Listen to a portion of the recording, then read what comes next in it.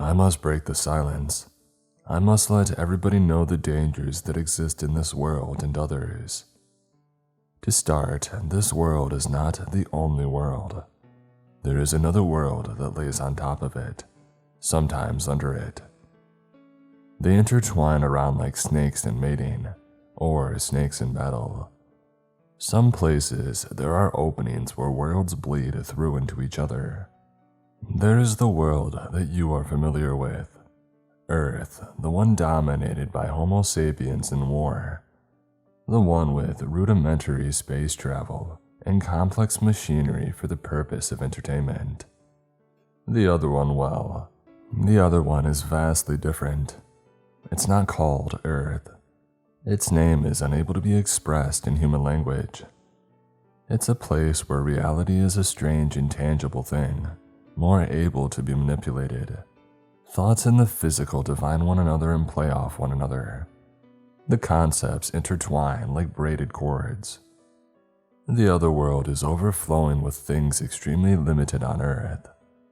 It would be called magic if that simplifies it for you. But of course, it's much more, and some of it bleeds through the realities into Earth's realm to be used by humans. Sometimes entire entities from other realities bleed through, either by accident or on purpose. That's where I come in. I have different titles in different places, but the best way to describe my job would be a reality warden, a watcher between the worlds. I patrol the gaps between dimensions, the place where our worlds blend together and things that don't belong slip through. You see, there are a lot of reasons for creatures to sneak across the planes to enter Earth's realm. Just because Earth is low on magic doesn't mean that it doesn't have tons of ingredients that magic users deeply desire. This is the reason that I'm on my current assignment. It's why I'm high up in a tree in a Washington state park, scouting out the surrounding forest. Something has illegally crossed to Earth to gather spell ingredients, and I have to catch this creature before a lot of people are killed. I leap from the tree and land with ease. One of the magical runes embedded in my bandolier vibrates softly, letting me know that something is amiss. I look down at my feet to see one black boot untied. I sigh and lean over to retie it. I could have easily tripped. It's always the small things I forget. The prey I'm after is a clever one, a fugitive from across the gap. He is a bane of any plane of existence that he walks upon. I've been on his trail for years. I'll be sure to not let him slip away tonight. Chizar the Cruel, or Chris to his fellow lowlifes. He traffics in illegal goods between the realms. He also traffics in people. Oh yeah, I forgot to tell you that he's a Sasquatch, or a Bigfoot, or whatever you want to call them. They are not native to Earth. They come from large colonies across the gap. In Chizar's circles, humans are in high demand. Earth may not have a lot of magic, but humans contain it within them almost literally. Their organs and parts can be used for a myriad of magical potions and spells. Humans fetch a high price in the black market, dead or alive. Living humans can be bred for an infinite stock of magical ingredients. I may tell you about the horrors of the breeding camps, the human mills some other time. It's a good cautionary tale but has no bearing on this current case. I make my way towards the cabin a mile away, a crumpled flyer in my hand. Chizar has been spotted in the area, whether from sloppiness or intentional. Now he has a group of Bigfoot hunters after him. The flyer is from a signpost back in town. It seems that the United Sasquatch Association was throwing a big party at the cabin before taking off into the forest with cameras, guns, and a lot of booze to finally catch the elusive sapien. I needed to get to the Bigfoot hunters before they actually did find him. I pray they haven't yet. They really don't want to cross paths with the Chizar the Cruel. A quick look at the USA's Facebook page showed me that they were at least 15 members deep at the cabin. I was surprised that many people still took Bigfoot seriously. We had done so well discrediting witnesses throughout the years. Of course, it could be that the members were just looking for an excuse to run around in the woods with guns. I heard in town that they were trying to film a pilot episode for the Travel Channel, whatever that meant. I was quickly dodging between the trees at a light jog when I heard the gunshot. It wasn't far away and it was followed by a scream. I took a knee and tapped one of the runes of my bandolier. The magic within it activated and my senses sharpened. It was already getting dark, but now I could see clearly. I could feel subtle vibrations of bugs moving in the dirt around me, and I could smell the copper scent of gunpowder and blood, a lot of it. I took off at a sprint now, my enhanced senses allowing me to bob and weave deftly between the trees and over the bushes. Fear and adrenaline pumped through my veins. I was afraid that I was too far away and too late to stop Chisar from killing again. As I got closer to the origin of the gunshot, the smell of blood and bullets was almost overwhelming. I breathed in slightly from my nose to gather the information telling the blood was from a man further to my left. The scent told me that the man was bleeding profusely, had been drenched in sweat and had soiled himself. I broke through the underbrush to find the body. It was a bearded man decked out in camel laying on his back and staring glazed-eyed into the sky. His face was now forever frozen in a scowl of pain and terror. His right hand had a white-knuckled death grip on a bent rifle, the rifle's barrel twisted up at almost a right angle. His stomach had been ripped open with his guts grotesquely thrown about him. I could see parts of his intestines running up from his body to loop over a branch a couple of feet away. Blood and viscera decorated the surrounding trees like a terrible art exhibit. It was like whoever had ripped him open had thrown his insides about in a hurry, like a child digging for his favorite toy at the bottom of a toy box. I knelt down next to the desecrated man. I bent over with my head angled so I could look into the gaping wound that used to be his chest. I found or didn't find what I expected. The heart was missing. The guts had been cleared out so the killer could reach up onto the ribcage to secure his prize. Human hearts fetched a hefty price across the gap. It could be used in a variety of potent spells. Of course, there were more parts of the human body that could be used for spells, but the heart was the most important. Chisar must have been in a hurry. He could have stripped the body clean, but he only grabbed the most valuable part before running off. I had no doubt that Chisar would come back to harvest the corpse, but right now he was killing all the humans in the area before they got away from him. He could take his time once they were all good and dead. I breathed in deeply and my powerful senses differentiated between a litany of smells to find the one that I was looking for. I picked out the foul stench of Chisar. It was a mixture of unwashed fur, rancid sweat, and decay. I stood and faced in the direction that the scent led. I said a prayer to my ancestors to help me be able to save the survivors if there were any. 3 minutes later, I approached the giant 2-story cabin. I quickly counted 7 vehicles out front, not counting multiple 4-wheelers and buggies.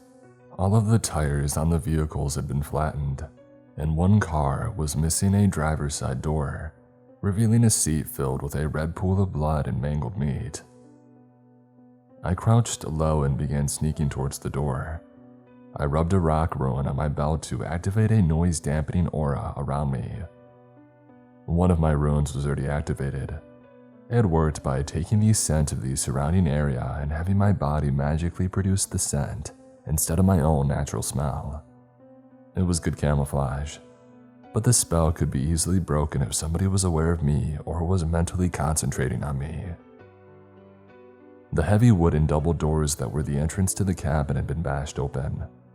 One door now resembled kindling had exploded violently inward and across the floor of the cabin.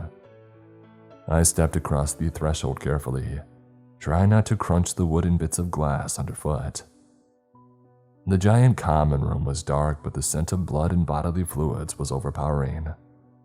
Only the low fire in the fireplace threw dancing shadows across the horrific scene. I could make out destroyed furniture and bodies strewn all about. Balloons drifted lazily above, bumping up against the ceiling. To my right was a folding table set up to block access to the stairs. Food and drinks were set up on the table, and a banner saying, "Congrats, USA" on the TV show, with the Travel Channel logo and a comical Bigfoot drawing. Well, I guess my intel is old. The hunters had already gotten the TV show deal, and they were all celebrating when Chisard rolled up and began his slaughter. There were more people here than expected. They looked like families. It was a celebration. I counted the dead and dismembered, guts torn open and hearts ripped out. It was terrible, and I felt the weight of guilt and anger pull down on me. I looked down at the frozen faces of terror and pain, a death mask on the murdered people. 21 men and women, thankfully no children. I knew Chisar was ruthless, but how did he kill so many so quickly? A back door to the cabin had been left wide open. My enhanced eyesight picked out 2 crumpled bodies lying out in the clearing behind the cabin. They had made it further than the others. There were also more cars parked around back, hiding their numbers. It had to have been a surprise party. The USA's family members had interrupted a boys' hunting trip to celebrate the new TV show. But where were the children? All the dead were adults, with the youngest being a clean-shaven man who lay broken over the torn couch. I glanced back at the table to see a keg of alcohol. Maybe it was a party for adults only. Maybe no children were invited. My heart sank as I spotted evidence to refute my theory. On an end table that hadn't been overturned lay a spilled juice box, and one of those spinner things that the young kids played with. I began my search anew, breathing deep of the foul stench around me, in a vain effort to detect the scent of living children. I moved into the adjoining kitchen with its large L-shaped island and bar stools. I immediately noticed a bar stool propped against the door of the pantry. I rushed over to it and paused to sniff the air again. I could smell the vivid scent of children on the other side of the door. In a haste, I tossed the bar stool away and flung the door open. The ambient light from the kitchen revealed the huddled shapes of 6 children. They all began to scream their high-pitched screams. Maybe it was foolish of me to rip the door open and scare the already traumatized children, but I didn't care. I was so thankful to see their terrified, tear-stained faces. There were 6 of them, 3 girls and 3 boys. The oldest was a girl around 12 or 13, hugging all of them close, shielding them with her body. A ton of the boys looked the youngest at around 5, with the rest in between. I held up both my hands, palms out, patting the air in a calming gesture. The screams continued for a little longer while I gently shushed them. Their wide eyes began to blink as they slowly realized I was a man and not a monster. I knelt down in the doorway and put a smile on my face. "I'm here to help, don't worry. I'm here to take you away from this scary place," I explained in the calmest voice that I could muster. The children just stared back at me, and the oldest girl shot daggers at me with her eyes. "Who are you?" the oldest girl demanded from me.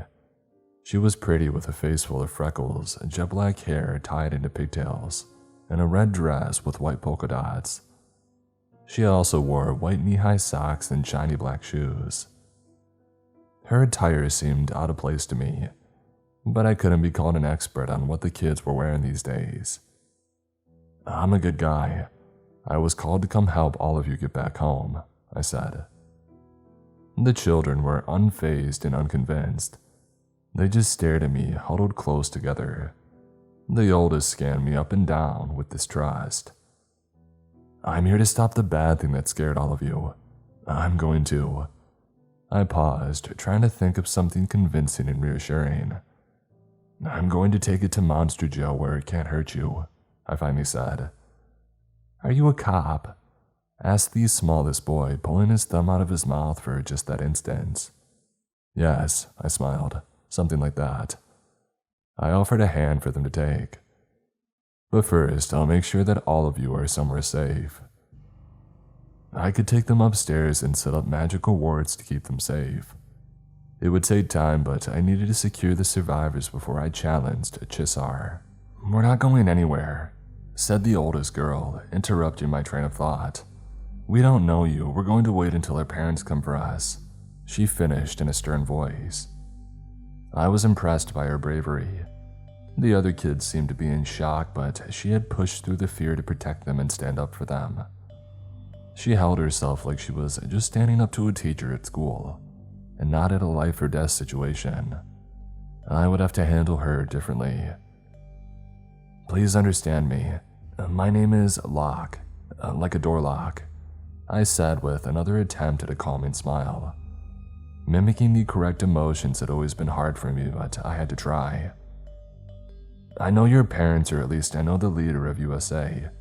They hired me to come and rescue you if Bigfoot showed up. It was a lie, but I would say anything to get them to listen. We will stay here, the oldest girl demanded, her eyes intense. What is your name, sweetie? I gently asked. The girl looked disarmed. She quickly looked down at one of the younger girls and said, I'm Kayla. The younger girl's face brightened up and she announced, My name's Kayla too. She smiled up at the older Kayla with excitement. How cool is it to meet an older kid with the same name? Well, Kayla's, I paused as I heard the approaching footsteps of something outside.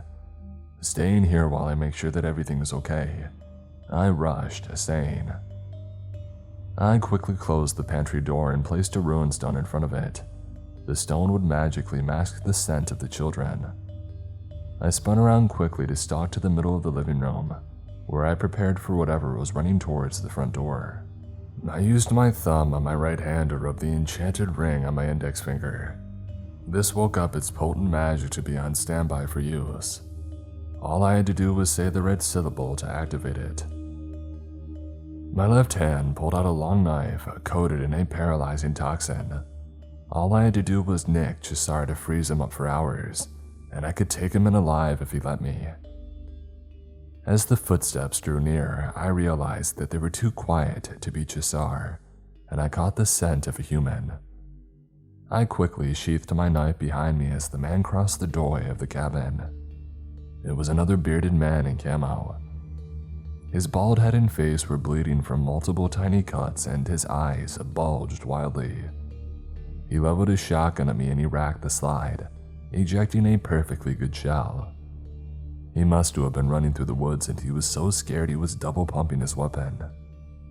Who the heck are you? The man yelled, more in fear than confrontation. I work for the park, I calmly said. I'm here to get you and the children to safety. The children? He loudly asked. Where's my son? Where is he? They're safe in the pantry. I'll help all of you, I assured him. Now, will you please stop pointing that gun at me? I saw the man's eyes soften as he realized I wasn't a threat. He lowered the shotgun and let out a sigh mixed with a sob. We have to hurry, partner. The squatch is close. The man spoke before he was interrupted, giving a sudden grunt. I saw a glimmer of movement behind him over his shoulders. The man's arms whipped out to either side, outstretched like the God-man Jesus looked in the paintings. His shotgun was flung into the corner of the room as he stared at me in pure confusion and terror. It took me only a moment to realize what was happening. It was Chisar, and he had had an invisibility spell equipped. As soon as I realized this, the magic of the spell was broken, and I saw the monster with my own eyes. The gigantic Chisar stood behind the squirming man, towering over him. Chisar had a hold of both of the smaller human's arms with his giant mitts. The man's arms were being pulled to the breaking point outwards. Chisar easily began to lift the crying man into the air. The muscles in the monster's hairy arms flexed like corded steel. The poor man looked up to see the grinning face of Chisar the Cruel looking back down at him. Does the little monkey see me now? Chisar asked in English. He waited to see the look of terror on the man's face before yanking both of the man's arms off in a fantastic explosion of blood and violence. The sickening snap of bone followed by the ripping sound of flesh and tendons turned my stomach. Worst was the horrid guttural yelp the dying man let out before he thudded face first to the decorative carpet, blood raining around him. Chisar stood to his full height of 8.5 feet, a crooked smile across his white face. His right eye glazed over and scarred from our last fight, while the other was a sickly yellow. His brown fur was coarse and matted with dirt, with multiple pouches and belts decorating his body. A giant lumpy sack was hanging under his arm for easy reach. I could see the red liquid leaking from it, and the bulging shapes of the organs stuffed inside. It was filled with the heart that Chisar had ripped out of these people. I put on a terrified face and held my hands out defensively. I looked a lot different from the last time that we had fought, and I wanted him to think of me as scared human prey. All I had to do was get him once with my poison dagger. Chisar was still holding the dead man's dismembered arms. He tossed them both to the ground with a wet thump. He looked right at me and gave a croaking laugh. "You can drop the act, Locke," the grungy monster told me. "I've had your scent this whole time. I knew that you would come." The monster tapped his nose and then his good eye. "Let me see the real you, not this Humy suit that you're wearing." "I'm not your clankin, Chisar. You were exiled." I spat, but I would give Chisar what he wanted. I stood straight and grabbed a hold of the illusion crystal that I had activated. A simple word from me deactivated its magic and the false image of me disappeared to reveal my true self. Instead of a well-built black man in my mid-30s with a black trench coat and combat boots, I grew in size and my shoulders widened. Where Chisar's fur was ratty and light brown, mine was sleek and jet black. My clothes disappeared to show my bandolier and multiple pouches strapped upon me, much like Chisar. A silver circular disc hung from a chain on my neck. It was my clan's marking, a symbol of my station. Chisar the Cruel, the Council of Clans, has demanded an audience. I am thereby charged to perform the duty of my clan, Clan Bayat. I am compelled to take you back to be held responsible for your atrocities and your insult to the tranquility and honor of the realm. I resided with practice, like I had 100 times before with other criminals. Chisar just stared back flatly. "I remember the speech from last time," Chisar said as he pointed at his foggy eye. "You gave me this, now I want my payback." I cracked my neck and rotated my shoulders, glad to be in my true form again, glad to be a Sasquatch. I stood 7 feet tall, pretty short for our kind, and Chisar stood 8.5 feet tall for our kind. But I was not worried. I had bested him in combat before. Only his magic tricks had helped him escape capture.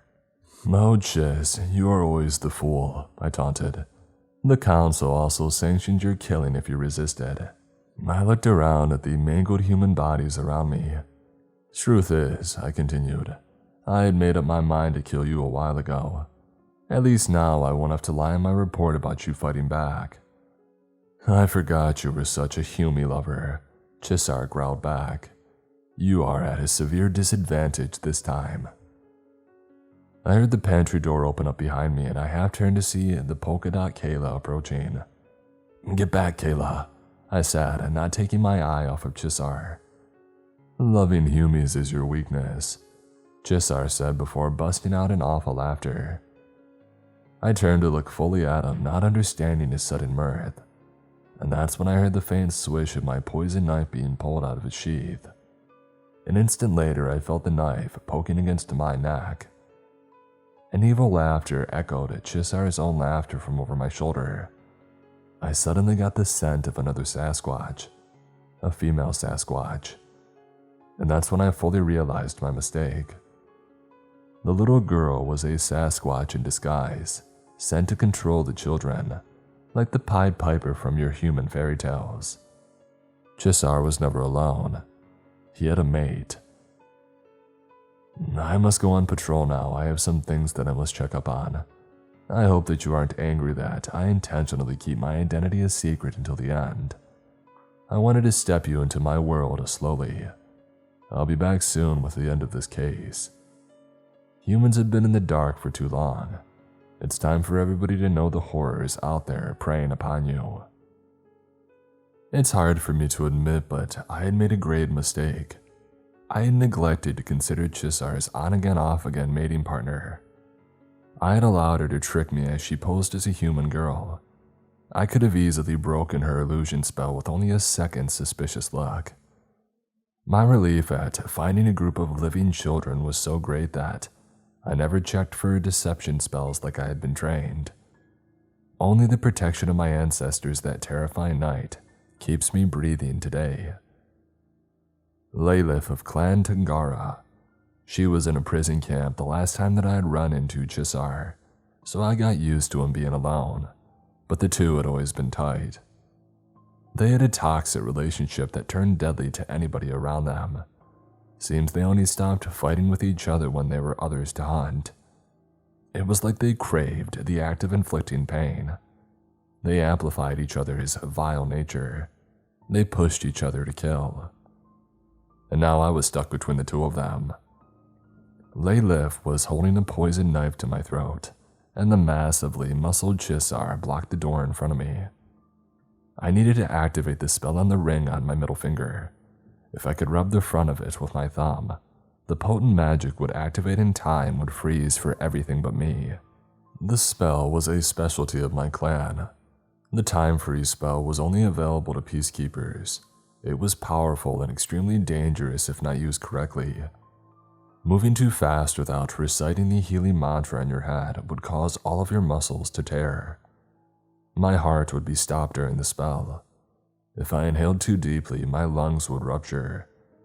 Gravity didn't affect me during the spell, so I wouldn't have to lift my leg, push it down, left, and push. The whole thing felt like swimming through thick syrup. And the most important thing was to count in your head. Count to 3, count to 7, or maybe 10, before reciting the mantra to dismiss the spell. Things got more painful the longer that you counted, more confusing. If you lost count or lost focus, your mind could be caught in a tailspin of a time-displaced psychosis, or a TDP. Your mind would feel trapped for days or weeks within the spell. The effects of TDP have been described as a week-long intense migraine while being suffocated and hallucinating your worst fears. When you finally came out of the other end of the spell, you would be exhausted, completely confused, and a bit insane. But the spell would give me the edge that I needed to sidestep the blade to my throat and dart to slip around Chisar and get out of the cabin. As if Laylith was reading my thoughts, she used my knife to nick my ear.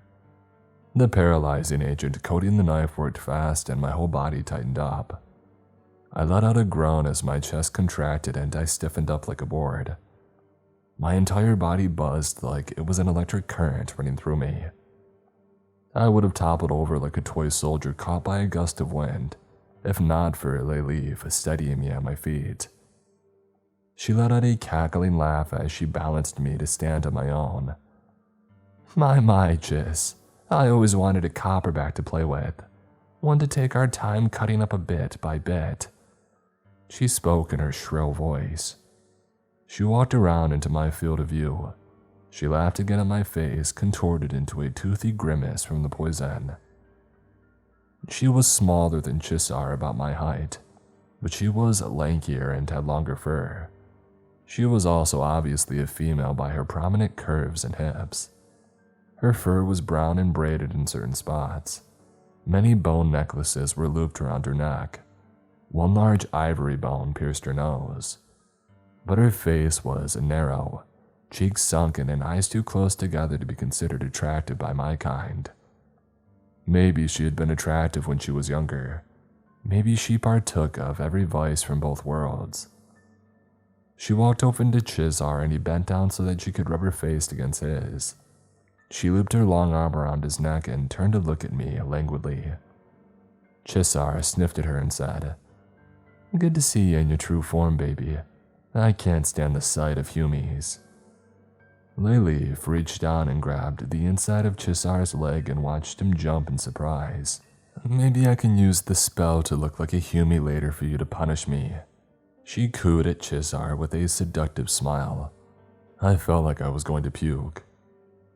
But the longer they were talking, the longer I had to come up with a plan. My mind raced and I felt like a rat in a cage, but this cage was sinking into quicksand. Finally, I thought of something, and it was truly a bad idea. Really a stupid idea, but it was my only idea that might work. I slowed my breathing and focused on my finger that had the time freeze spell. The two killer lovers prattled on about something as I tried to move all my chi to my fingers. If I could activate my ring, time would freeze around me, but my body would still be functioning within the time bubble. My consciousness would still be active, and so would my internal organs if I commanded them to work. I could intentionally lose myself in the spell and endure hours of even days of torture, long enough to work the toxin out of my system. I would have to pump my heart and flush the toxin out of my body, so I would have to breathe and let hours pass while time was at a standstill. I said earlier that this could rupture my lungs, but it could maintain them if I used my chi and mantra to accomplish it. This was stupid and extremely dangerous, but I had no other option. If I messed up, my heart would explode. This was true in extreme cases, but mostly victims of TDP came out on the other end having a stroke or a heart attack. But there was a way to survive without my heart killing me on the other end of the spell. There was a healing mantra for the heart specifically that I could recite while stuck in my mind. The trick was to not lose focus on the mantra while my mind went through pain. There would be 3 mantras, one for my heart, one for my lungs, and one to keep my mind from shattering completely. They would be recited in my mind constantly. If I lost the rhythm, I surely would die today. "Wait, Chiss," Lilith inquired, cocking her head as she looked at me. "Why isn't the fur on his back copper like all the other law-worshipping people of the Bayat clan? It was copper the last time that we fought him, wasn't it?" she asked, looking up lovingly to Chisar. Chisar smirked and let out a derisive laugh. "That's because old Locke isn't a blood member of the clan. He's a hang-around that kissed their self-righteous butts so much that they finally let him into it. That's why he's so little and has that crappy dark fur." Lilith cackled and Chisar joined in while groping her and pulling her close to his body. Chisar began marching towards me, bending over slightly to look me in the eye. He lowered his shoulder like he was coming in for a tackle, but I knew what he was doing. He was showing me the copper-colored fur on his back. He was mocking me. "It must tear you up inside, huh, Locke?" Chisar spoke, now only inches away from my face, his rancid breath filling my nostrils. "The fact I'm a true-blooded Bayat clan member and I've turned my back on their kin. And then there's you, a clanless mutt that had to grovel to be accepted as a peacekeeper in my clan." Chisar was right about most of it, except he didn't willingly leave the clan. Chisar was disavowed and excommunicated by the clan when he was caught violating his peacekeeper duties. He was discovered helping criminal elements in the illegal tracking department. His partner, a warden of great integrity, found out and Chisar killed him. He earned the cruel part of his moniker when he had killed his partner's family as well. He was trying to make it look like a criminal cartel that placed a hit on his partner's entire family. This was a common tactic used by a vicious criminal gang known as the Shrouded Star. The only problem was that a child survived. It was his partner's young daughter. Chisar had left her in pretty bad shape and in a coma. For 2 years, I protected the comatose cub from Chisar's secret attempts to kill the helpless witness. He hired assassins to kill the defenseless girl, but I protected her. We were always on the run, trying to stay ahead of the assassins. But Chisar used his contacts in the clan to always find her. I had my suspicions that Chisar was dirty, but I was an outsider, and Chisar was an honored blood member. so I kept the sleeping child alive until she awoke 2 years later. She quickly ID'd Chisar as her family's killer. That was 30 years ago, and now Chisar and I faced one another once again. I had to risk everything to stop his murderous rampage through the realms. The surviving children would either be killed or forced into a worse fate in the mills if I failed.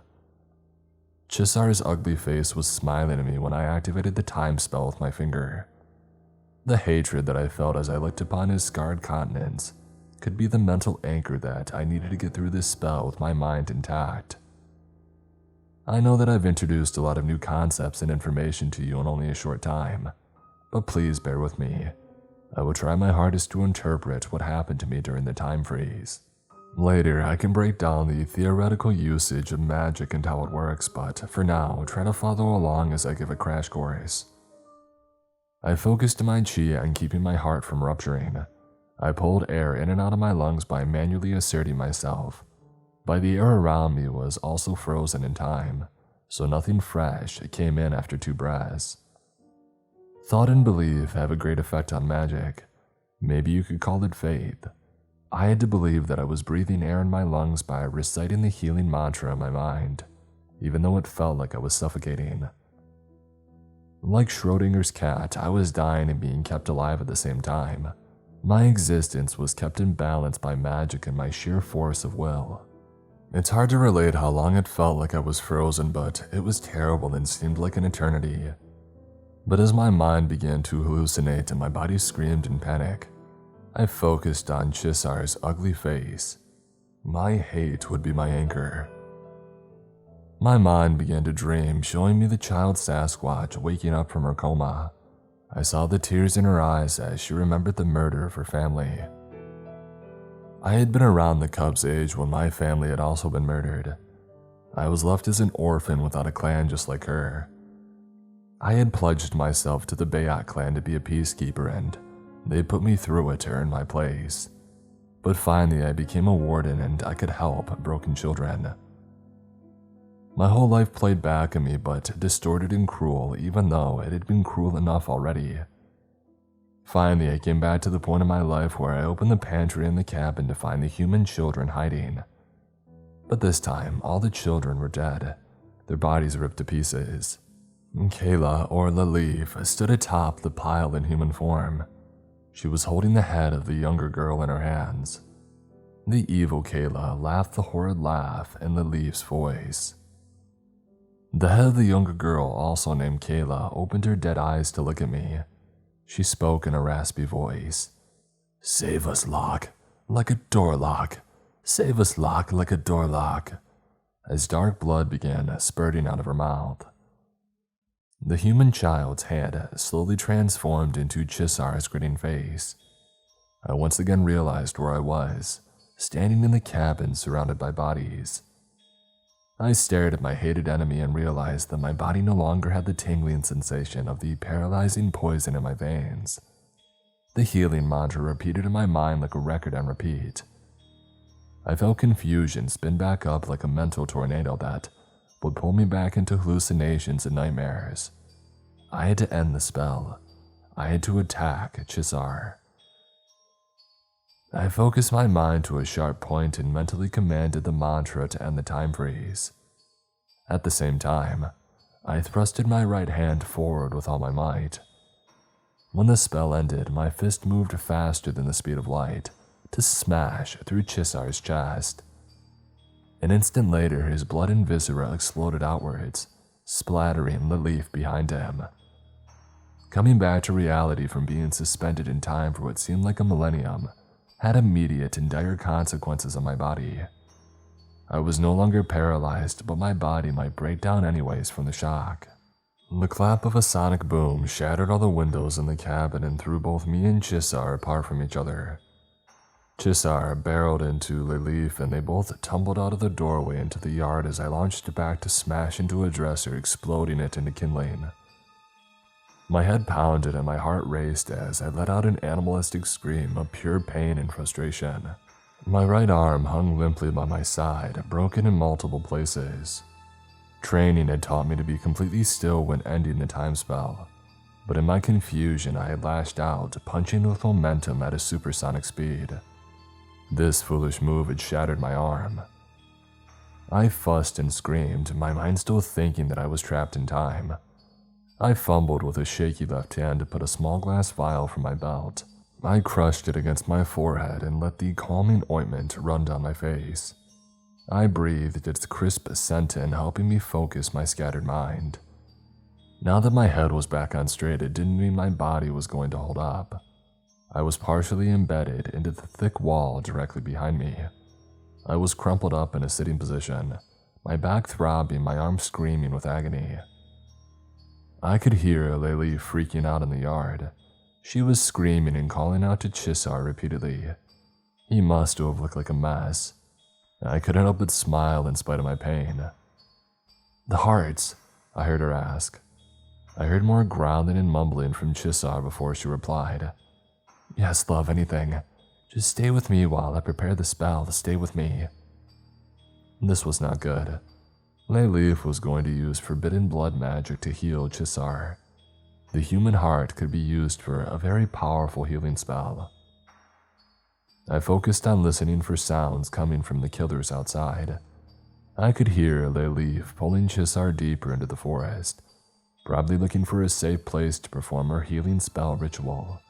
I was already at a severe disadvantage before, but if Leif buffed Chisar with blood magic, then the surviving children had no chance of escaping tonight, nor I. I had to think fast. I had to do something to tip the odds in my favor. I thought of my inventory of spells and magical items that I had on my person. Most were standard issues to members of the Bayat clan. The most potent one was the time freeze ring that I had already spent. The only thing left was my amulet of ancestors. The amulet of ancestors was what it sounded like, an amulet. I received it once, being accepted into the clan when I became a warden. It was only to be used in severe instances where a clan member was on the brink of death or a defeat that could cause severe dishonor to the clan. When the amulet was activated, it sent a beacon of invitation to call Bayat clan ancestors who had already passed on to the afterlife. An ancestor could choose to come to your aid, or they could refuse to help. But once an ancestor lent you their strength, wisdom, and skill, it took a heavy toll on your body. You could be stricken with a chronic sickness, a loss of a limb, or even blindness. Requesting help from the afterlife always come with a heavy price. It was a last-ditch effort to keep yourself alive, but it still wouldn't be enough. I would still be outmatched. Chisar would be powered by blood magic, and Leif was an expert with hexes and curses. I needed something else to give me an edge. And that's when I saw it. A human heart had fallen out of Chisar's bag when I hit him. It lay in a pool on the cabin floor. The red organ tempted me like how the fruit tempted your biblical Eve. It was against clan doctrine and I would be punished severely, but it would work. I could defeat Chisar and save the human children, but I had to eat the heart. I worked fast as I could in crippling pain to set up the blood magic spell. I had been forced to learn forbidden magic as a part of my job, to recognize and fight it, but I had never once performed an illegal ritual on myself. I used chalk to draw a circle and symbols of power around the heart. I began my low chant of attuning magic into the dead heart. I was using siphoning magic from my chi to activate the magic within the heart. After a couple of minutes, I felt the heart awaken and it began to pump on its own. I had done a crappy job and the spell would be weak, but I had no time left. I hoped even a low-powered heart could help me survive this night. I lifted the wet, pulsing heart to my mouth. If I eat this, it would put an end to my unblemished career. I had worked harder than any other warden to gain the respect of the Bayat clan. I would be eating human flesh of a murdered victim to perform an illegal spell. Locke of the Bayat clan, I'm coming for you, came the loud, animalistic scream from Chisar. His declaration was followed by Leif's cackling laughter. She had done it, she had healed him. I was about to die if I didn't eat the heart. I took a big bite of the gooey organ. I was surprised at how delicious it was. I shoved the rest into my mouth, eating it greedily. I felt the magic pulsing within me immediately. A great heat spread from my stomach outward. My shattered arm bones melted back together. The pains all over my body winked out of existence, and I stood up and felt alive. I felt perfect. I raced outside to face Chisar under the night sky. I watched the tree line with heightened concentration, ready for him to emerge. I saw movement too small and too fast. I sidestepped an ATV being launched at me.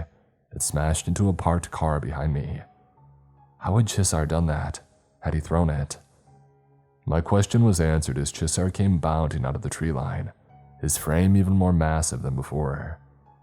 He stopped and looked at me with crazed eyes, drool frothing from his mouth. His muscles rippled and pulsed like the heart I had eaten. "You're back on your feet, good. It pleases to me to know that I made you compromise your integrity before I kill you," Chisar said in a deep voice, spittle flying everywhere. "Chisar, what have you done?" I asked in terror. I had never seen him like this before. "My Lilith is quite the witch. And the time it took for you to enchant one heart, she had enchanted 5 of mine." "5?" I repeated in a weak voice. His muscles continued to grow, and he now stood around 13 feet high. "Don't worry about me, Locke," Chisar mocked. "I feel perfect." As I stood 20 feet away from the grinning, hulking Chisar, I knew the one heart that I had eaten wouldn't be enough to defeat him. The silence between us was oppressing. A cloud blocking the moon moved enough for its light to illuminate us. All I could hear was Chisar's heavy breathing and the pounding of my own heart. "Come on, law dog," Chisar screamed. "Come arrest me."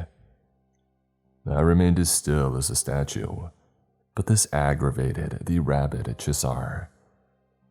"After I kill you, I'll have my mate scoop out your brain. My Lilith knows enough spells to look into your memories. I will find the girl, you know, the little coma girl. I'll finish what I started and kill her for sure this time." I knew this wasn't a bluff. Chisar was vindictive enough, and such magic spells were possible. I had seen the Bayat clan use it on murder victims to find their killers. "Fine, if you don't want to make the first move, I'll..." Chisar interrupted himself by launching towards me like a freight train. Performing an attack in the middle of a sentence was one of his dirty tricks, meant to catch me off guard. But I had seen this trick before. I sidestepped easily this time, his fist almost rocking my skull loose. As his momentum carried him by, I could feel the gust of air generated by his swing sweep across my fur. He pivoted quickly and sprung back at me. I avoided his attack by batting aside his fist with both forearms while leaning away from him. Even though it was a glancing blow, both my arms jolted in pain. He was much faster and much stronger than before. I had bested him once in his normal state, but he always relied on his size and brute force to bash his way to victory. Many of my kind fought this way. It was a source of pride to match strength to strength. But I had studied many of Earth's martial arts, something seen as dishonorable in my realm, and combined it with Bayat fighting style. As advanced as Sasquatch society was in every way compared to humans, humans were always far more advanced in killing. Most of my society lived in relative peace. War was rare and unnatural. Not like on Earth, where societies are built upon killing each other, and fighting styles are honed for centuries. Chisar launched a swinging backhand at me. I ducked and came up with a hard jab right to his throat. It felt like punching a wall made out of meat, and Chisar showed no effect. Chisar continued swinging at me over and over, never losing steam. I was barely dodging his lethal strikes by inches. If any connected, I would be dead. Every time that I saw an opening, I shot back with my own pinpoint attacks. My strikes were to all the pressure points and weak spots on a Sasquatch's body, but none of them ever slowed him or stunned him. His unnatural muscle mass was like a thick spongy layer of body armor. The magic flowing through him could keep him at peak performance for days. I took a chance and slowed my dodging to get a better footing to launch my own attack. I needed to put more power to take him down. Chisar squared up with me and came in low with a tackle. I jumped right back at him instead of dodging. I took a flying leap and slammed both my fists down on the top of his head with all my strength. Chisar's face was smacked down into the dirt. My fist throbbed numbly as I stepped back from him. My gamble had worked and redirected his forward momentum into the ground. If he were to grapple me up, I would be dead. I reached into my bandolier. I could put a freezing spell on him while he was down. Faster than anything that I had ever seen before, Chisar launched upwards by pushing up with his arms to spin to face me. A massive kick hit me right in the chest and sent me crashing through bushes and branches. I felt my ribs crack and I would have died if not for the blood magic reinforcing my body. Before I could even get up, Chisar was almost on top of me, steamrolling after me. I rolled backwards to nimbly get to my feet as his fist came down like a hammer where I once lay. I decided to completely turn my back on my vicious enemy and try to sprint further into the forest, getting some much-needed space between us. I could hear him following, swatting trees out of his way like they were nothing. Branches and debris crashed all around him as he desperately tried to catch me. But the trees were growing closer and thicker together as we ran. I was deftly weaving between them and getting some distance away from the brute. After a while, the tumultuous noise at Chisar's rampage had stopped. I scrambled up to the nearest tree and turned to survey my surroundings. No sight or sound of him. I took the opportunity to enact another spell to heighten my senses, and another potion to make me lighter on my feet. I would lose half of my weight but not compromise any of my strength. It was one of the few potions not destroyed when Chisar kicked me right in the chest, crushing my bandolier. My sharpened hearing picked out the voice of Chisar chanting, and it was getting louder. I couldn't make out what spell he was trying to perform. I got my answer when the large tree limb that I was standing on became fluid and nimble like a snake. The tip of the branch closest to me curled back towards me and looped around my arm, as I instinctively raised it to protect myself. The branch jerked my hand away, leaving my neck open for another snaking tree limb to loop around. I chopped the limb with my free hand to release my captured hand. The branch around my neck pulled me off the footing that I had as it tried to strangle me by hanging. I used all my strength to pull free of the branch's twisting grasp. I fell from the tree, hitting every branch on the way down. My fall was slowed due to all the branches reaching and pulling on me. I landed on a larger branch 10 feet from the ground and perched atop it to get my bearing. I looked up and slapped away any branches coming for me. Something hard whacked me on the back of my head, and I turned to a neighbor tree reaching towards me, whipping its branches out to strike me. I was dazed and losing my footing as the tree swayed back and forth, trying to throw me off, so I jumped to another thickly branched tree that wasn't attacking me. As soon as I touched the new tree, it reacted the same as the last and sent all of its branches to lash out. I jumped again and realized the spell was broken as soon as I got a couple of yards away. I landed on the ground with a loud thud. I thought that I would be safe from activating the killer trees as long as I didn't touch them, but even the twigs and bushes grabbed at me. I ran, tearing through them like thick spider webs. I ran, trying my hardest not to navigate through the thickly packed trees, but my large frame was harassed by them, with branches whipping and jabbing into my thick fur. For some reason, the trees and bushes stopped trying to tangle me up, and I paused to look behind me. It seemed like the enchantment spell in the trees had ended. I kept a sharp eye out for Chisar. The trees were packed so close together that it would have been impossible for him to steamroll towards me without me hearing him a mile away. I was trying to catch my breath while picking twigs out of my fur. I scanned the woods around me by slowly turning in a 360. I grew angry with myself. What was I doing? Was I just running away? Just going to escape only to lick my wounds and sulk? No, I was here to execute justice and stop the two killers. I wondered why the onslaught had stopped. What were Chisar and Leleef's next moves? The silence was killing me, but maybe this gave me time to activate my amulet. I lifted the amulet from around my neck to hold it at eyesight. I would be lying if I said that I wasn't nervous. I was an outsider to the clan and I had caused myself a great dishonor by eating the heart. I was afraid of the further shame of being turned down by my ancestors.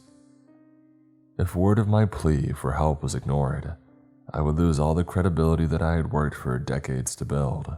"Copperback, are you getting tired?" came Leleef's voice from behind me. I spun around to stare at the tree closest to me. It took me a second for my eyes to make out a face protruding from the tree. It was her face, the tree bark, forming to look like her. "We knew that you would be coming. We knew that you would run towards these screams of dying humans without a second thought," the face in the tree said to me. I looked around to see her face and all the trees around me all staring back. Magic like this must have taken a while to set up. "I won't let you hurt Chiss again," Tree Leleef screamed. "He may be mad I didn't let him kill you, but you are too tricky of a copperback, too unpredictable. Something you probably inherited from your dead clan's blood." The wooden face smiled. "My magic has been spread all throughout these woods. You were hexed the moment you left the cabin, so now you die, Locke." The tree that I was staring at began to smoke. Flickers of orange and red embers could be seen spreading from the smiling face outwards. Bits of sizzling bark fell off to reveal the glowing hot embers underneath. Leleef's burning face laughed at me as I took a few cautionary steps back. A rune on my belt vibrated sharply. It meant danger. I sidestepped behind a nearby tree for cover. A split second later, the burning tree exploded violently. Burning wood embedded itself into my shoulder that wasn't protected by cover. I heard a thunderous rumble as the tree fell towards me, to crash into the tree that I was hiding behind. I jumped away from both trees as they both cracked and fell towards me. I quickly scrambled on all fours out of the impact zone of the falling trees. As I was still on all fours, I used the stability of another tree to stand myself up. This was a bad idea because it started glowing orange, with smoke rising from the cracks between the bark. I began my sprint as tree after tree in my proximity began to glow and explode. I pushed my body to run faster as the heat waves from the explosion scorched over me. I felt the burning hot debris pelting my back, and I knew that my fur was on fire because I could smell it. I pushed and pushed through the exploding trees, but I was losing steam and the trees were getting closer and closer as they fell. Even in my rush, I noticed the trees always fell in my direction. Finally, I saw what might be my salvation. Two large boulders, one leaning on the other, jutting 5 feet out of the ground. I leapt out of the tree line to perch upon the rocks with a balance unnatural to my size. The explosion stopped and I quickly patted out the small fires all over my body. I was grateful for my luck when the rock underfoot didn't start glowing. I felt that I was safe for the time being. I deduced the explosion spell was triggered by being in close proximity to the trees. I was in a small clearing with the woods in a 3-yard radius around me, so at least I knew the reach of the spell now. I stared at the would-be bombs thickly packed around me. I was still at risk of them falling on me if they exploded. I knew that I had to get out of these woods. I had seen a decent-sized clearing about 2 miles east of here, but I didn't know if I could sprint the whole way and not get caught up in an explosion. You think you're safe? You think that I can't see you?" bellowed the tree's voice from the woodline surrounding me. And that's when my worst fear happened. All the trees began to glow around me. I felt like I had activated another time freeze spell, because time had slowed down as my mind raced to think of something. I quickly jumped down beside the rock and crouched facing them, making myself small. I hugged myself tight and prayed for safety as the trees exploded with a monumental bang. The earth shook under me and the sound of falling timber rained down. I felt a stabbing jolt of pain as a branch slashed on my back. I screamed but balled myself tighter. When I opened my eyes, I was locked away in darkness.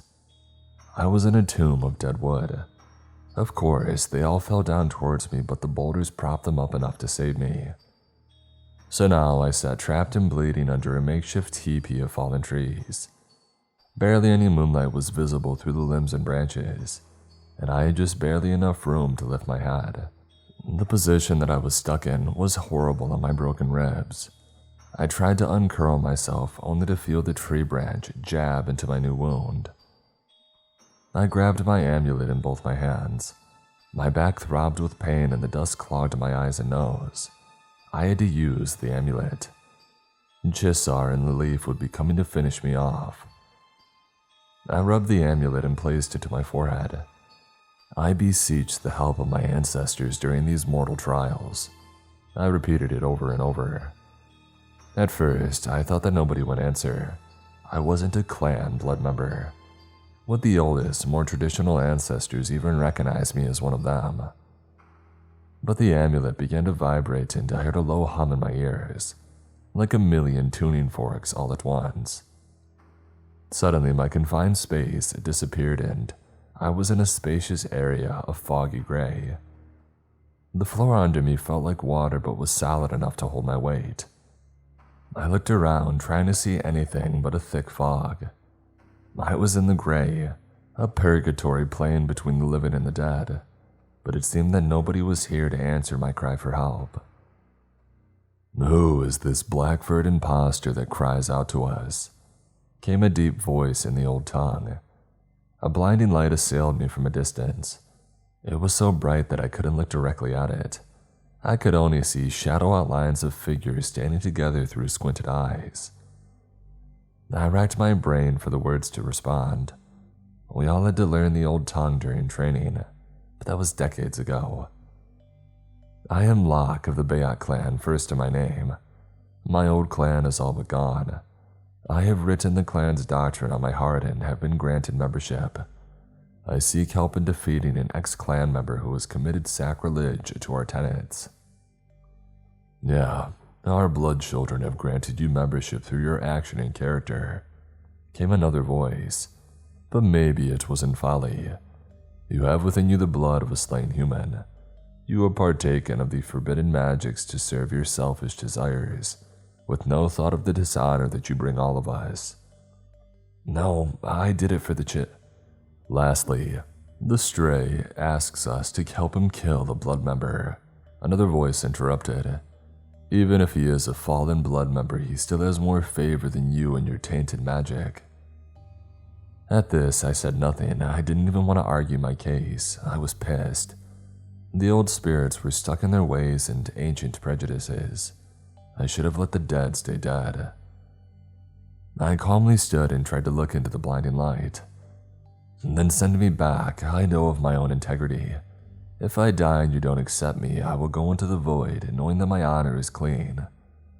I proclaimed as I turned my back on the light, showing them that I was done with their self-righteous judgment. Wait, Locke, was it? Came a voice in English. I thought it was strange because only in the last 500 years had English been taught to us. I half turned to face the light. Yes, of the Bayat clan, I said sharply. I could see the outline of another shadow closer than the rest. You protected the girl, the voice asked. Yes, I said confused, thinking of the girl that I had protected during her coma. She is alive and thriving. She has a life mate and a girl cub of her own now. The shadow began to approach me. As it got closer, the dimmer the light shined behind it. As it got 3 yards from me, the light had vanished and I could make out the tall and gangly figure. It was a male Sasquatch with long brown fur. I was shaken by its bloodied throat dripping endlessly down its fur. He looked at me with gray and blue eyes, rare to my kind. Isaaca, the girl that had blue and gray eyes. It was her father. Now I remembered him. I had only seen him dead in his home, with his throat slashed and his hands chopped off. "You are Peacekeeper Viskin," I stated. The solemn Sasquatch nodded his head slightly in affirmation.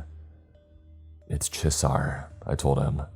"He and his mate have killed dozens of humans and are going to keep the young for the mills." "Oh, Chis," the dead Sasquatch said with sadness. "A creature of habit. He can't stop himself from hunting everyone around him." I stared at the dead Peacekeeper, my kin and colleague. I had heard that he was honorable, but was he tough enough to help me win the fight? I hate to seem like a snob since nobody else would help me, but Chisar had killed him once already. His demeanor was downcast. Blood from his throat and arms ending in stumps made him look pathetic. But when he looked up at me, his eyes were filled with anger. "He poisoned me," Viskin yelled. I realized that I had screwed up. He could read my thoughts. He knew that he couldn't beat me in combat, so he poisoned me and my family with his bare hands. The enraged Viskin yelled, spittle flying from his mouth. He could have poisoned them too, but he likes the violent thrill of it. He enjoyed destroying my wife and children. He enjoyed putting my daughter into a coma. When he cut off my hands, it held a double meaning, Viskin said as he held up his stumps for me to see. It wasn't just to make it look like an assassination by the shrouded hand, but a personal insult towards me. He cut off my hands because of the techniques that I had mastered. Techniques that always scared him and made him doubt if he could take me one-on-one. "Well, what was that?" I asked cautiously. "Perform the mantra to accept my help and I'll show you, Clankin," Viskin demanded. He stepped up to me only inches away. His sadness turned into a blazing anger. "Do you want to kill him or not?" I recited the ending mantra to leave the gray, the realm between the living and the dead. Now I was coming back to your earth with backup from a Sasquatch previously murdered by Chisar. I opened my eyes to be greeted by pitch darkness and pain shooting through my ribs and back. I was still trapped under the fallen trees. I didn't know what I expected after using the amulet, but I didn't feel different at all. Maybe I expected to feel stronger or wiser, but I was still in pain and I had no idea what to do. A muscular hand shot down from above, busting through the wooden prison, to grab me by the nape of my neck. I was yanked up through the hole violently. The branches scraped and tore at me as I was lifted high into the moonlit sky, free from my wooden prison. Chisar held me up with one hand high in the air. We were upon a canopy of fallen trees. Somehow all the branches had been flattened like corn stalks in a crop circle. It wasn't just the trees closest to me that had fallen, but even the trees in a 50-yard radius. All of them fallen and pointing inward towards me at the center. The tree limbs magically flattened for Chisar to find me. "There he is," Chisar screamed. "You better be glad he isn't dead from your tricks." Chisar spat at Leif, who was sulking behind him. "I didn't want to hurt you anymore, love," Leif argued meekly behind him, looking for a scolded child. She tried to come and hang from Chisar's arm, but he grabbed her roughly by the fur on the top of her head and tossed her away. She stumbled and tripped on the unsteady footing. Her leg broke through the canopy of flattened branches, and she fell partially through to catch painfully by her waist. She cried out in pain and sorrow for her mate's rebuke. "You interfere again and I'll break your jaw," Chisar warned. The insanity in his eyes was greater than I had ever seen. I fully believed Chisar would viciously beat Lilith if she did anything else. While dangling in the air like a child, I threw my hardest punch to Chisar's face. It had the same effect as punching a furry slab of iron. I've never eaten a fellow Sasquatch's heart before. Chisar sneered as he jabbed his finger into my chest, digging into my skin. But I think I've developed a taste for the thing. I screamed and grabbed his hand with both of mine, trying to pull his hand away from digging deeper into my skin. I began to panic and wonder why the Viskin wasn't helping. Nothing was helping. A bright flash of an image appeared in my mind. It was the palm of a Sasquatch's hand where the fur didn't grow. The hand had an ornate tattoo of a circular symbol, colored in a vibrant teal. "Place your blood in the middle," a voice in my head had urged. The next mental image was of a bloody symbol being drawn on the tattooed palm with the pointer finger of the offhand. "Slap your palms together to activate the spell," Viskin's voice instructed. "I'll perform the chant. You rip him apart." I did as commanded, dabbing my left hand near the wound where Chisar was digging his fingers into me. I held up my right palm, but I didn't see the teal tattoo. I felt the mental urge to proceed from Viskin, so I drew the blood symbol anyways. Chisar's wicked smile faltered for a moment as he saw what I was doing. He had a look of surprise and concern. He had recognized the spell. I slapped my palms together and had no idea what to expect. Viskin's spirit chanted an unfamiliar chant in my head as the tips of my fingers began to glow yellow-red and then blue. An immense heat radiated from the last digits of my fingers on both hands. I could feel the intense heat everywhere but my glowing fingertips. I looked Chisar square in the eye and growled a hateful growl that wasn't entirely my own. I grabbed his hand, sticking into my chest with my left. My fingers burnt through his muscled forearms like a hot knife through butter. He screamed in pain. I made my right hand into a knife and intended to jab it into Chisar's eyes. He quickly flung me away from the grip that he had on the back of my neck. I struck out, but he reacted too quickly.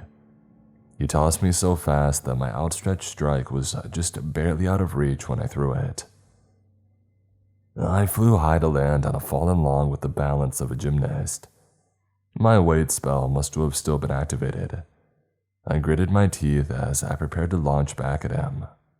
"Don't make a fist," Viskin's spirit yelled. I realized that I was about to make two of them out of muscle memory. I surely would have burned my hands off if I did. "How is this?" Chisar asked. He stepped back and broke through the weaker branches to stumble slightly. Chisar must have finally figured out what was happening because a look of terror crossed over his face. "The amulet, Viskin," he croaked in a harsh voice. He was the only one who knew how to wield the scalding touch. "He still is," I answered back coolly as I held my arms out wide. Superheated fingers splayed. I ran at him again and he tried to backpedal, but his large frame kept causing him to break the branches underneath and trip up. I slashed at him with my fingertips. I carved glowing orange chunks out of him. He would swing his mighty attacks, only for me to leap away and flank around him and burn him again. After about 2 minutes of me jumping around and using scalding touch, I had cauterized the tendons in his arms and shoulders. Chisar was slumping, stuck waist high in the brambles. He had deep, raking burns all over his body. He breathed heavily, looking up at me in surrender. I stood on a fallen tree in front of him. I looked around to see no sign of Lilith. "Your mate is forsaking you," I said coldly to him. "You are on your own, and it's 2 against 1 now." "Please," Chisar panted. "I surrender, don't kill me."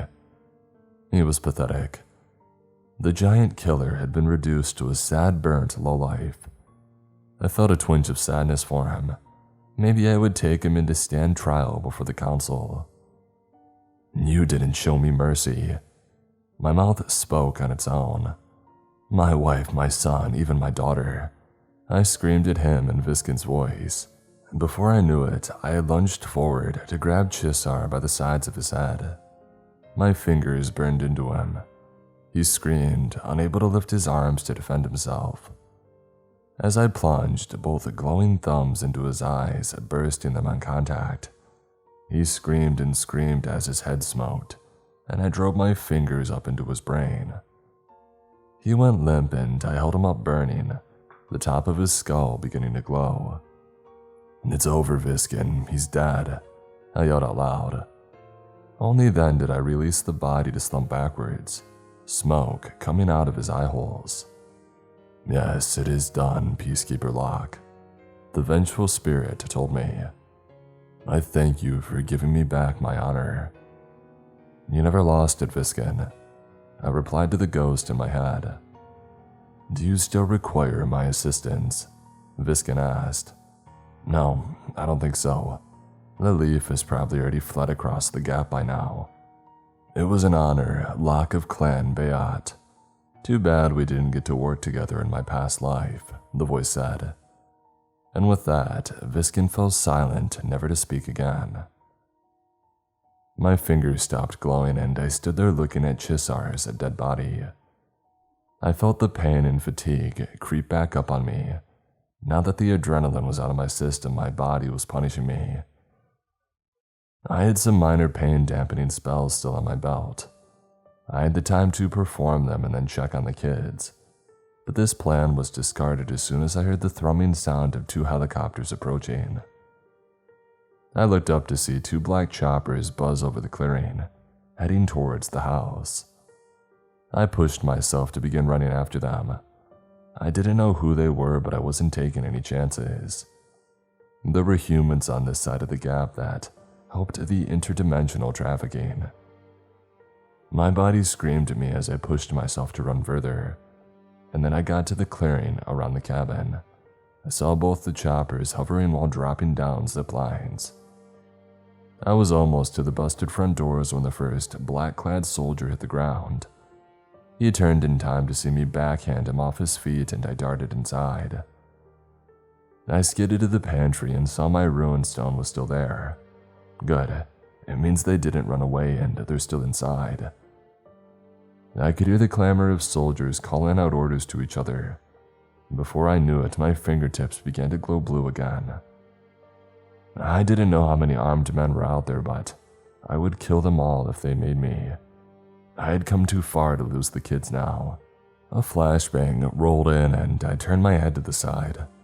I was thankful that my sharpened senses spell had run out when a loud bang attacked my eardrums. When I opened my eyes, 8 people had entered the cabin and they were pointing automatic rifles at me. Freeze, don't make one move, a soldier screamed in a distorted voice. His face was covered by a gas mask, just like all the others in his squad. If you take one step towards these kids, I'll rip your face off, I shouted back at them. It was only around 5 seconds, but it felt like an eternity as we stared at each other. It was a standoff that would only end with more blood. I was already planning the quickest way that I would kill them all. Hello, Locke. Do you think we can both do our jobs without killing each other? Said a gas mask wearing soldier to my right. At first, I didn't understand him until I realized that he was speaking in the language of the indigenous people, the ones that had ruled here long ago. The soldier lowered his weapon and removed his mask to reveal the familiar face. It was Rising Eagle, a friend from this side of the gap. My fingers stopped glowing and I dropped my hands. Rising Eagle gestured for his men to do the same. That's new, he said, pointing at my hands. He walked forward and extended his hand for a handshake. Can you still shake an old friend's hand with that new track? I smiled as the feeling of relief flooded me. Not all reality wardens were Sasquatch. The humans did their part too. Hey, sorry we didn't get here sooner, Rising Eagle said as he shook my giant hand. Some maps were trying to open up a portal to the kingdoms. Amit pitched a fit for us to help them. I informed Rising Eagle about killing Chisar and they leave fleeing. I told him the kids were hiding behind me. Rising Eagle informed me the kids would be given amnestics and they would be taken care of. One of the medics treated my injuries while I performed minor healing spells before I left to return to my own world. A report had to be made. It was a terrible night with too many close calls and dead civilians, but at least the kids were safe, and Chisar was dead. I knew the humans on this side could handle the rest. As I walked back into the woods to find my gateway, I wondered what ailment I would suffer from using the amulet. But even if it took all my senses, it would still have to be worth it. So that's the quick wrap up of my case. But a word of warning, humans. This is the reason that I started writing this. Stop looking for Bigfoot. You might be lucky and find me, but most likely, you'll be killed or taken by others who are not so friendly.